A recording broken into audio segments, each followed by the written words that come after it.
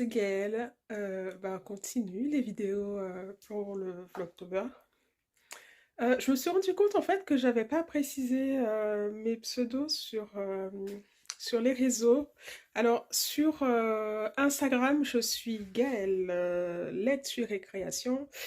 Sur Ravelry, j'ai changé mon pseudo tout juste hier soir. Ça fait un moment que je voulais faire ça. Et je suis Gaëlle Nitz. Je vous mettrai les liens en bas, comme ça je le ferai au moins sous cette vidéo. Je n'ai pas trop mis les liens en fait sous les deux premières vidéos de Vlogtober. Mais bon, vous m'en voudrez pas, j'espère. Je vous reprends, toujours dans mon atelier, hein. Niveau cadrage aujourd'hui, on n'est pas à top, hein. Pas top, mais d'ailleurs déjà dans celui d'hier, c'était pas top à certains moments non plus. J'étais un peu, j'avais le visage un peu coupé, mais bon, vous me voyez à moitié, trois quarts, et puis par contre, vous m'entendez normalement correctement. Alors, je vous reprends dans mon atelier. J'ai pas filmé de séquence hier soir, mais j'ai une légère petite déconvenue.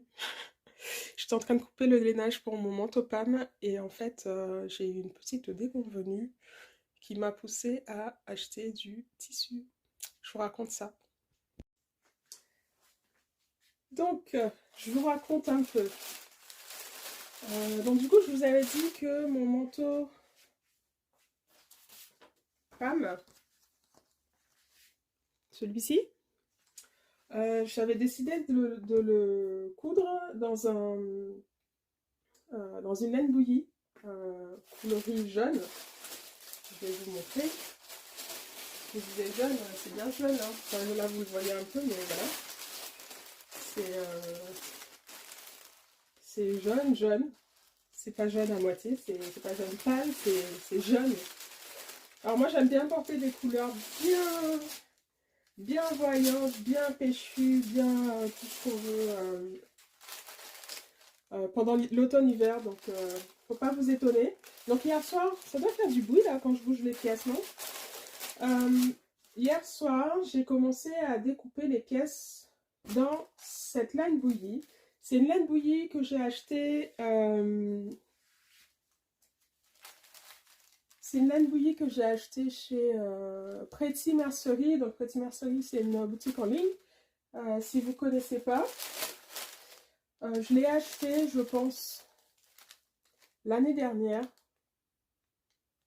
En pleine période, enfin souvent j'achète mes lainages en fait, Pretty Mercery, ils font souvent des promos, soit en début de période hivernale, soit en fin, je sais plus, en fin de période peut-être, et j'achète souvent des lainages chez eux à ce moment-là. Ça permet de les avoir un peu moins chers, des fois à 20-30% moins chers, donc du coup c'est assez intéressant. Donc du coup j'avais acheté ce lainage. Bien sûr, j'ai certainement pas dû vérifier la laise. Et puis je pensais, en fait j'ai acheté 3 mètres de lainage. Je me suis dit, bon, 3 mètres de lainage quand même, ça va. Je vais avoir la place de faire un manteau, en tout cas les patrons que j'avais en tête à ce moment-là.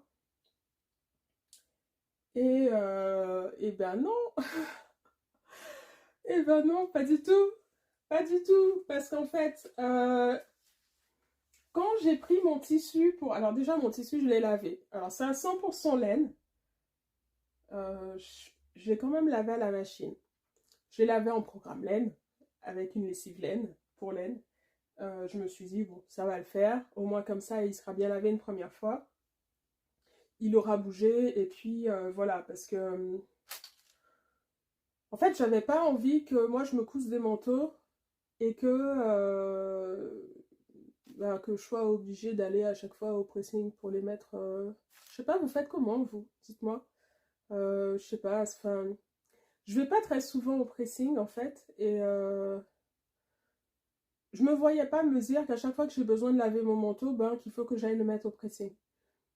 C'est peut-être, ce serait peut-être mieux, j'en sais rien. Enfin bref, du coup, j'ai lavé mon lainage à la machine en programme laine. Donc le programme laine, ça doit être pas plus que du 30 degrés, je pense, avec une lessive laine classique, hein. Rien de particulier. Et hier soir, en fait, quand je prends mon coupon de 3 mètres pour le repasser, je le plie en deux et je me dis, mais en fait, c'est bien petit. Vous savez, quand vous pliez votre tissu en deux dans le sens de pas la hauteur, mais vous voyez, vous pliez la laise en deux. Et je me suis dit, mais c'est quand même bizarre que ça soit si petit. C'est beaucoup plus petit que quand je plie mes autres coupons qui font 140 cm de laise en deux pour les repasser. Et donc, moi, je prends ma règle japonaise, je vérifie, je me dis, mais c'est quand même bizarre. Je dois avoir 100 combien j'avais déjà? Je devais avoir, ouais, 123 cm, quelque chose comme ça. Un peu moins de 130, un peu moins de 125 cm en fait de laise. Je me suis dit, c'est quand même bizarre, ce serait quand même pas mon lavage à la machine qui m'aurait flingué mon coupon. Donc, ni une ni deux, je cours sur le site de Pretty Mercery pour vérifier la laise, pour voir s'ils en avaient encore en stock. Je vais sur le site, je retrouve la référence, et là je me rends compte qu'en fait le tissu il avait que 130 mètres de laise. Au final, quand il y a un chouïa, même si ça paraît pas beaucoup, mais en fait là c'est que 10 cm d'écart, ou 20 quand les rares tissus qui ont 150 cm de laise, mais la plupart du temps c'est quand même 140 cm de laise, et franchement, mais ça change tout en fait, parce que quand on perd 10 cm de laise, ça veut dire quand même qu'on perd 5 cm quand on le plie en deux pour faire la découpe. Si on plie laise contre laise, pas laise, lisière contre lisière, et franchement, ça fait beaucoup en fait quand on place ces pièces 5 cm de perdre. Parce que ici, là, ma table, elle fait, je sais pas si vous voyez, ma table de large, elle fait 75 cm. Donc quand je perds 5 cm, franchement, ça fait quoi? Je perds ça en fait. Mais c'est énorme quand on a besoin de placer nos pièces pour les couper. Donc, qu'est-ce que j'ai fait? J'ai bien vérifié que sur ce qui me restait, en fait, j'avais pas assez. Donc, qu'est-ce que j'ai pu couper? J'ai pu couper quand même pas mal de choses, hein. J'ai coupé la parmenture devant, j'ai coupé les poches, j'ai coupé le dessous de colle. Donc, c'est la pièce qui vient s'assembler à l'intérieur. Non, à l'intérieur, ou non, au côté dos, je pense. Ouais, c'est la pièce qui vient, qui est sur côté dos en fait, sous le col-châle. Je pense, on a le col-châle qui secoue les deux, voilà, ça secoue ici. Et ça, c'est pour le devant. Et sous cette pièce-là, côté dos, on a le dessous de colle. Je sais pas si vous avez compris quelque chose. J'espère que oui. Ensuite, j'ai coupé les rabats de poche qui vont... en fait, les poches, elles sont là. Je vérifie que vous voyez quelque chose quand même, parce que je n'ai pas vérifié. Ouais. A priori, vous voyez ce que je dis depuis le début. Les poches, elles sont ici, et on a des petits rabats de poche, si je rapproche. Hop. Les poches, elles sont là, et on a des petits rabats de poche juste au-dessus. Donc, j'ai fait ça, et puis j'ai découpé les deux pans devant. Devant et parmenture devant. Donc, la parmenture devant, c'est là où on a le col-châle qui vient se rabattre. Donc, il me manque quoi à couper? Au final, il me manque pas grand-chose. Il me manque que l'enforme dos. Donc, ça va à l'intérieur. Côté dos, au niveau du... Là. À l'intérieur, en gros, c'est le pendant du... C'est le pendant d'une partie de cette pièce-là, en fait, du dessous de colle. Et donc, il me reste ça. Bon, c'est une micro-pièce, hein, je peux déjà la couper. Il me reste le dos à découper. Et la manche. Donc, en fait, pas grand-chose. Il me manque 3 pièces. Et pour être plus clair, en gros, j'ai pas la place pour couper ma manche, en fait. Il me manque ça. Donc, ma manche, elle fait un peu moins de 70 cm. Plutôt 60 cm de long. Ouais, c'est ça à peu près. Quelque chose comme ça. Un peu moins de 60 cm. Donc j'ai racheté un coupon de 80 centimètres pour être sûr que quand je vais la laver, si ça se rétrécit un peu, que je puisse au moins garder un peu moins de 70 centimètres. C'est ce qu'il me faut pour pouvoir couper ma manche correctement. Donc voilà, un an après, j'ai pu trouver le même tissu. Cool, j'ai franchement cru que il n'y allait pas avoir le coupon ou suffisamment la taille qu'il me faudrait. Et puis gros coup de chance en fait, quand je suis allée sur le site de Pretty Mercerie, eh bien il y avait des promos. En fait, cette référence-là, cette laine bouillie jaune, elle était à moins 50%. Donc mon coupon de 80 centimètres m'a pas coûté grand-chose, donc ça c'est trop bien. Donc voilà, une petite déconvenue, franchement que j'aurais aimé éviter, hein. J'aurais quand même préféré avoir ce qu'il faut. Mais bon, ça se termine pas trop mal.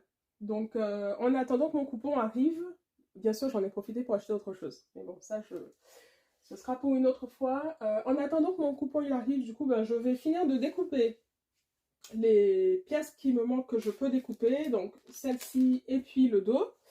Et puis ce sera déjà ça. Et puis je vais aussi découper les manches, la doublure des manches en fait. Parce qu'il me manquait ça pour finir de coudre ma doublure. Et puis comme ça, au moins, ben, je pourrai avancer. Et ce sera déjà bien. Hein. Voilà, ça m'arrive pas très souvent d'avoir fait des boulettes comme ça sur la laise. Mais là, enfin, ça fait plus d'un an que j'ai acheté ce coupon. Donc j'avoue que je sais pas du tout si j'avais fait attention ou pas. Ou si je m'étais dit, oui, c'est bon, 3 mètres, ça ira. Ouais, non, en fait, il faut faire hyper gaffe parce que ça se joue à pas grand chose en fait. C'est comme par exemple les premières fois que j'ai acheté du. Alors, je crois que ce sont les tissus chez. Non, c'est pas Petit Pan, c'est chez qui déjà? Euh, Je me souviens plus, il y a une marque de tissus où ils vendent des très jolis cotons et en fait c'est pareil, ce sont des laisses de 110 ou 115. Et c'est pareil, c'est comme pour les tissus type wax. Ce sont des laisses de 110 ou 115 centimètres. Donc franchement, quand on a un modèle qui demande beaucoup de longueur de tissu, il faut vraiment faire gaffe en fait. Parce que on ne peut pas placer deux pièces côte à côte comme on peut le faire pour des tissus qui ont des laisses de 140 centimètres. Donc ce qui fait que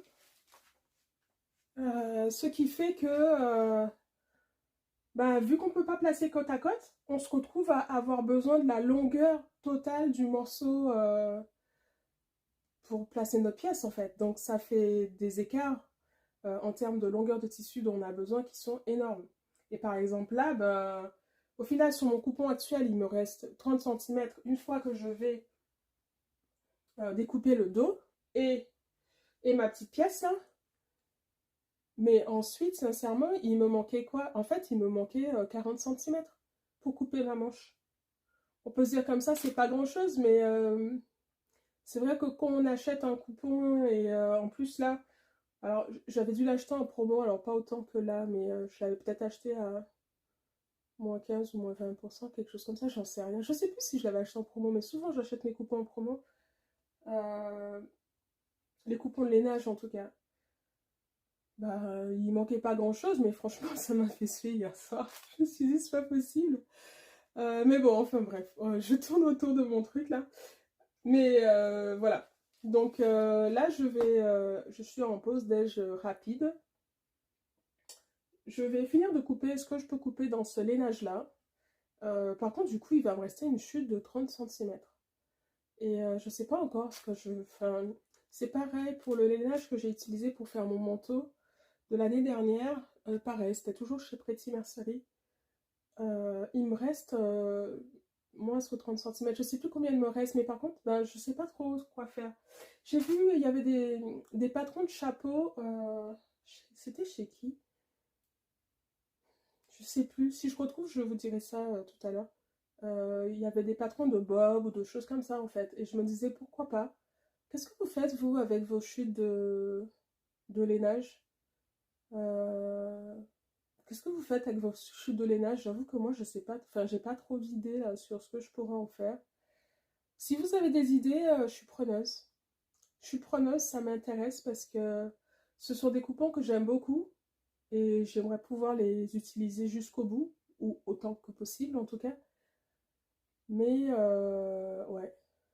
Après, je suis en train de me dire, est-ce que je me ferais pas peut-être un espèce enfin, des carrés ou des choses comme ça, et puis je me ferais une grande couverture avec mes chutes de lainage que j'assemblerai au fur et à mesure. Ça peut être une idée. Bon, je suis pas convaincue par mon truc là. Bon, c'est pas grave. Voilà, je voulais juste vous parler un peu de ça, de ma petite mésaventure qui, j'espère, voilà, se réparera assez facilement. J'ai commandé tout ça hier soir. Donc bon, nous sommes quel jour? Je vous ai pas dit d'ailleurs au début, nous sommes jeudi 6 octobre. Euh, ouais, nous sommes jeudi 6 octobre, donc avec un peu de chance, si c'est traité assez rapidement, début de semaine prochaine, je devrais l'avoir. Donc si début de semaine prochaine, je l'ai. Si j'arrive à le laver rapidement, bah du coup, ça veut dire pour, donc pas ce week-end, mais le suivant, je devrais pouvoir avancer ma couture et finir mon manteau. Franchement, si j'arrive à faire ça, ce serait top, hein, parce que en général, je ne coupe pas aussi, pas vite, mais en tout cas, je n'ai pas des séances de couture très très fréquentes en général. C'est souvent par période. On verra. Franchement, si j'arrive à faire ça, ce serait top, parce que ça veut dire que je pourrais utiliser mon manteau quasiment sur le mois fin du mois d'octobre, et puis le mois de novembre, s'il fait pas encore trop trop froid dans ça, franchement, ce serait vraiment super cool. Bon, bah je vous laisse là, et puis je vous dis à tout à l'heure pour la suite.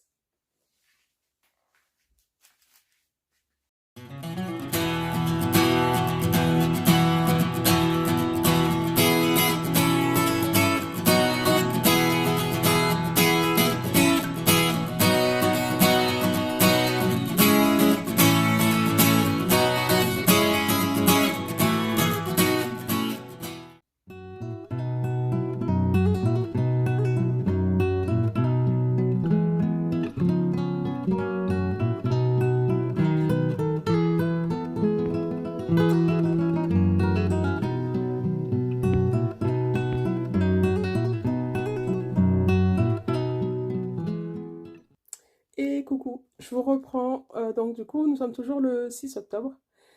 Et là, on est en fin de journée. Je viens de finir de travailler et j'ai qu'une envie en fait, c'est de venir assembler deux, trois pièces de mon manteau. Donc voilà, donc je vous reprends. Et en fait, avant de commencer l'assemblage, comme souvent, on a des étapes où il faut poser le thermocollant.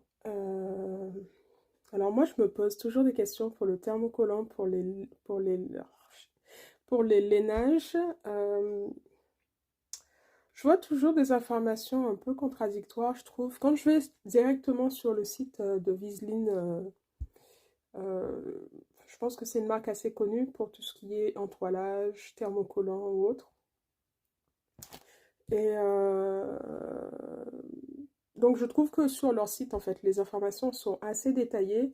Et des fois, quand je vais sur le site de Rascol, ils ont fait une page qui aide pas mal, hein, d'ailleurs, à choisir son thermocollant ou son entoilage. Ils ont fait une page avec un tableau où ils donnent des indications sur quel entoilage choisir en fonction de ce qu'on veut faire, une petite chemisette, un manteau, ou ceci ou cela. Et des fois, je trouve que les informations concordent pas complètement entre le site de Viseline et le site de Rascol. Euh, Voilà, et il y a des fois, ce que je fais aussi, alors ce qui est rare, en fait, je trouve que dans les patrons de couture, c'est rare qu'il soit indiqué, où est-ce que j'ai mis le... C'est rare, je trouve, que soit indiqué le type de thermocollant qui serait conseillé, en fait, en fonction des tissus de base qui sont proposés, conseillés, recommandés dans les patrons. Alors, dans le patron de Maison Fauve, là, eux, ils ont recommandé la Viseline G700 qu'ils utilisent dans la vidéo. A priori, il y a une vidéo de montage du manteau, je ne suis pas sur leur site. Je vais aller voir, je ne suis pas encore allée voir. Alors du G700, j'en ai pas. J'en ai plein d'autres, mais j'ai pas celui-là. Quand on va sur Rascol, en fait, ils disent... Alors, aujourd'hui, j'étais sur le site de Munasu qui recommande pas mal le G405 pour, la viseline. Non, pour le lainage, pardon. Et ici, je regarde... tout à l'heure, j'étais sur le site de Viseline. Et en fait, si je remets la Viseline G405, qu'est-ce qu'ils disent? Alors, quand je remets la Viseline G405, donc ils disent que c'est pour des plastrons de veste et petit empiècement. Donc c'est un entoilage universel souple, thermocollant. Donc ils mettent pour plastron de veste et petit empiècement. Par exemple, col, poche, patte, etc. Donc ça, en fait, je pense que ça fonctionne. Ça doit bien fonctionner du coup pour les lainages. Parce qu'en domaine d'application, ils mettent donc petites pièces pour les vêtements et les plastrons de veste et manteau, tissu léger, amilo. Donc je pense que moi je vais partir sur celui-là en fait, parce que il y en a d'autres hein, qui sont conseillés. Donc Maison Fauve, il parlait du G700. Ben ça concorde avec Munasu ce matin quand j'étais sur le site, parce que j'ai commandé du thermocollant sur leur site ce matin. Ils proposent aussi le G405 pour tout ce qui est lainage. Et qu'est-ce que j'ai vu d'autre?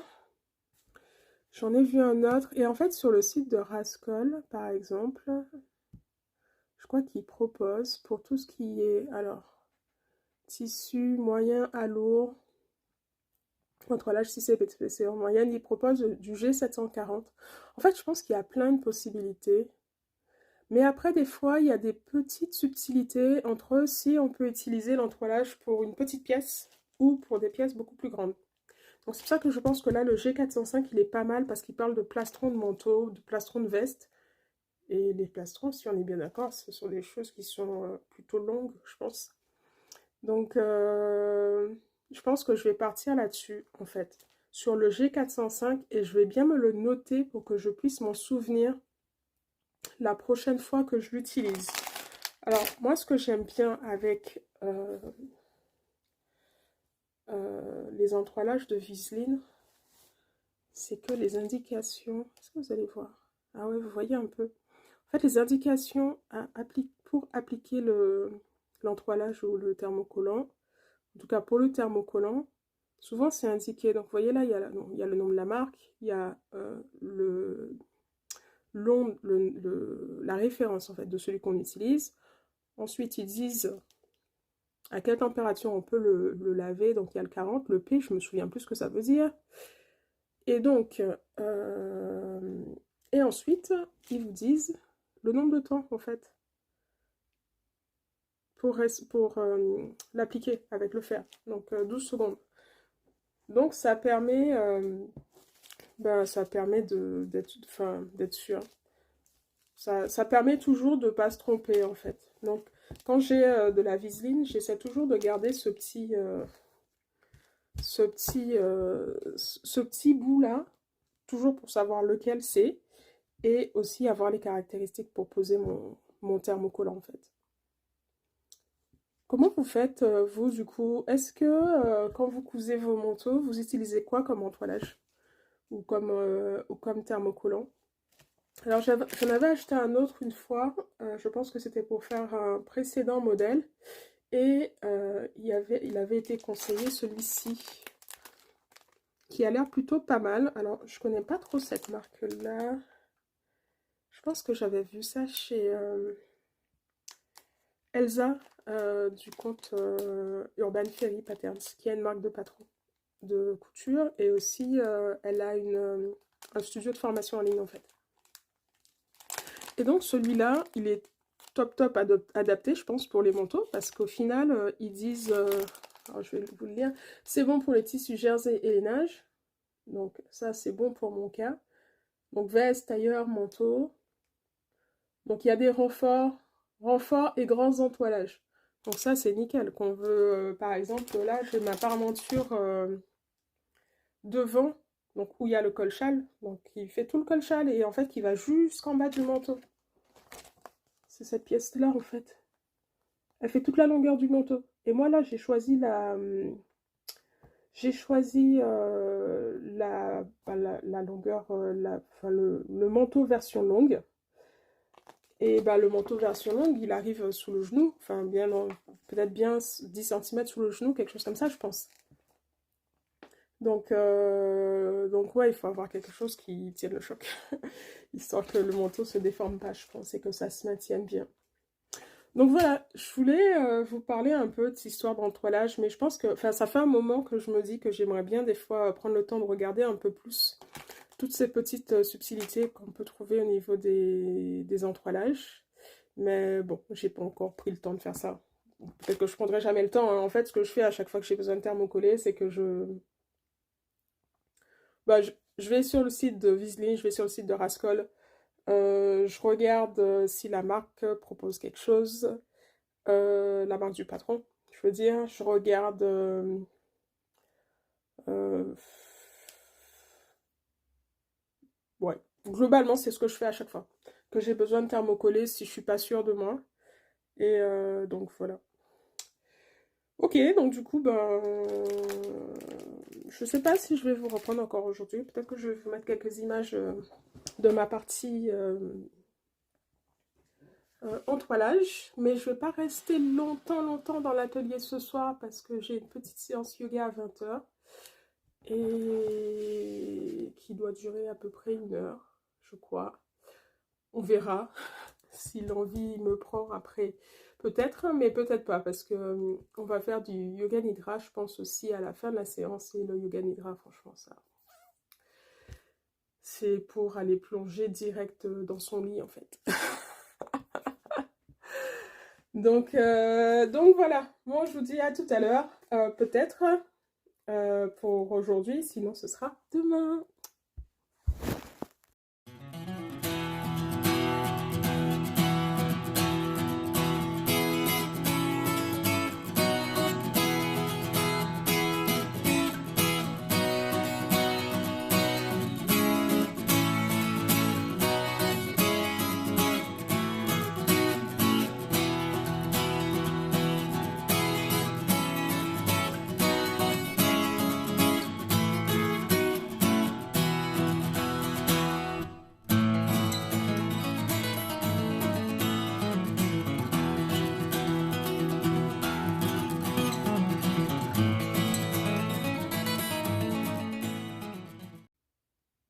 Et coucou, on est le vendredi. Combien? On est vendredi, je sais plus. On est le 6 ou le 7. Bref, peut-être qu'on est le 7. Vendredi 7 octobre. Donc, on est vendredi 7 octobre. Du coup, je reprends rapidement. Aujourd'hui, j'ai un poil moins de temps, entre guillemets. Enfin, je sais pas. En fait, je dis ça, mais je sais pas. Hier soir, j'ai continué, du coup, j'ai commencé plutôt à thermocoller les pièces de mon manteau. Je vais vous montrer ça. Il m'en manque une à thermocoller complètement. Et puis les devant et dos, il faut thermocoller que une petite bande en bas, je suppose, où il y aura un ourlet, le glaçage, quelque chose comme ça. Et donc, le dos c'est fait, il me reste à faire le devant. Alors, le devant, j'ai pas eu le temps de le faire tout de suite, parce que je devais d'abord prendre le temps de bâtir. En fait, sur le devant, on a plusieurs indications. Donc, il y a les boutons, il y a l'emplacement de la poche et des rabats. Donc, avant que j'enlève, avant que je